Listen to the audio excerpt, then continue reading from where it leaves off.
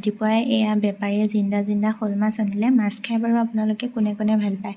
মই আকৌ মাছ খাই বৰ বিশেষ ভাল নাপাওঁ, কিন্তু শ'ল মাছ মোৰ ফেভৰেট হয়। আপোনালোকৰ বাৰু কি মাছ ভাল লাগে জনাবচোন দেই। লগতে আমাৰ ল'ৰায়ো মাছ খাই ভাল পায়।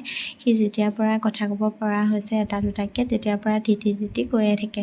আৰু দেউতাকে যোৱাকালি এয়া মাছ আনিছিলে, ৰাতিপুৱা তাকে কোমোৰাৰ লগত এনেকৈ বনাই দিলোঁ আৰু লেচেৰা মাহ ভাজিলোঁ। ৰাতিপুৱাৰ সাঁজটো তেনেকৈ খালোঁ। আৰু এয়া দুপৰীয়া বৰা পিঠা বনাইছিলোঁ। মই আকৌ এনেকৈ গাখীৰৰ লগত ভাল পাওঁ, সেইকাৰণে মই এনেকৈ খালোঁ। আৰু ছোৱালী আৰু দেউতাকে এইফালে ৰঙালাও ভাজিৰ লগত খালে।